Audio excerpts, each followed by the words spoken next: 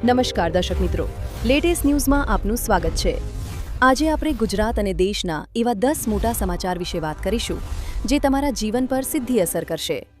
ગેસના ભાવમાં 1000 રૂપિયાનો વધારો, ગુજરાત સ્થાપના દિવસ, 66 વર્ષની ગૌરવશાળી યાત્રા, દુનિયાનો સૌથી જૂનો પથ્થરનો નકશો, ગરમીમાં કેટલા ગ્લાસ પાણી પીવું જરૂરી, ઉનાળુ વેકેશનને લઈને ગુડ ન્યૂઝ, રાજકોટવાસીઓને ટૂંક સમયમાં મળશે રાહત, ભારતનો સૌથી મોટો દુશ્મન ઠાર, યુપીઆઈ પેમેન્ટનો નવો નિયમ, સુરત એસબીઆઈ 50 લાખ લૂંટ કેસમાં ઘટસ્ફોટ, ક્રૂડ ઓઇલના ભાવમાં તોતિંગ વધારો।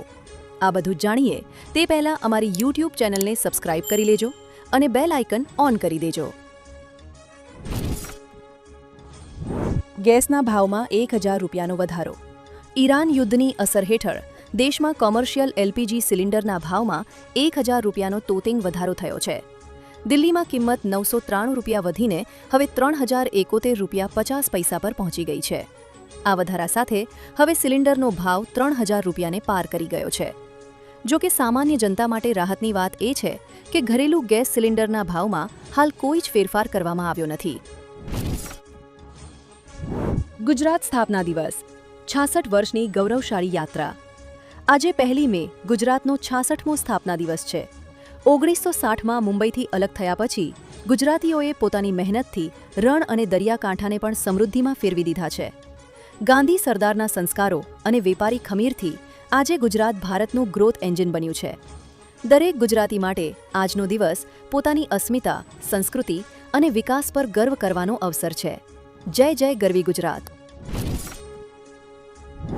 દુનિયાનો સૌથી જૂનો પથ્થરનો નકશો। તમને જાણીને નવાઈ લાગશે કે પ્રાચીન માનવીઓ પણ આકાશના નકશા રાખતા હતા। જર્મનીમાં મળેલી નેબ્રા સ્કાય ડિસ્ક લગભગ 3600 વર્ષ જૂની છે। આ કાંસાની બનેલી ડિસ્ક પર સોનાના તારાઓ, ચંદ્ર અને સૂર્ય દર્શાવવામાં આવ્યા છે।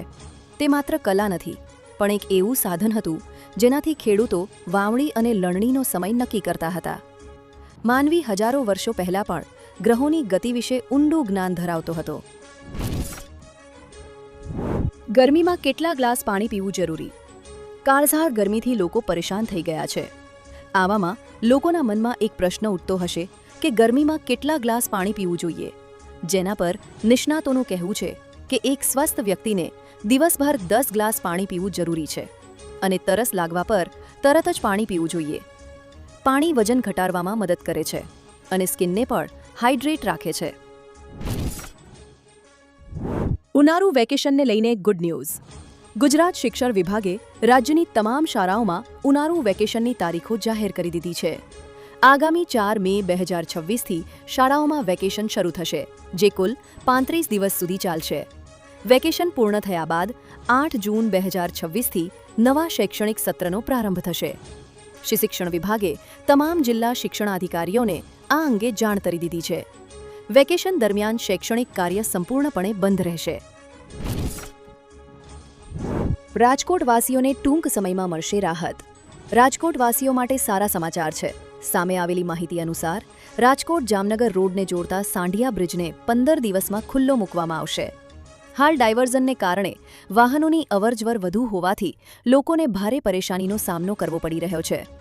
નવા પદાધિકારીઓની નિમણૂક બાદ આ બ્રિજનું લોકાર્પણ કરવામાં આવશે, જેનાથી ટ્રાફિકની સમસ્યા દૂર થશે। ભારતનો સૌથી મોટો દુશ્મન ઠાર। ભારતનો વધુ એક મોટો દુશ્મન પાકિસ્તાનમાં ઠાર થયો છે। જૈશ એ મોહમ્મદ JEMના વડા મસૂદ અઝહરના ખૂબ નજીકનો માનવામાં આવતો ટોચનો કમાન્ડર મૌલાના સલમાન અઝહરનો માર્ગ અકસ્માતમાં મૃત્યુ થયું છે। બહાવલપુરમાં એક અજાણ્યા વાહને જોરદાર ટક્કર મારી હતી, જેમાં તેનું મોત થયું છે। સલમાન ભારત વિરુદ્ધ મોટી આતંકવાદી કાવતરાનો માસ્ટરમાઇન્ડ હતો। યુપીઆઈ પેમેન્ટનો નવો નિયમ। યુપીઆઈ યુઝર્સ માટે સારા સમાચાર આવ્યા છે।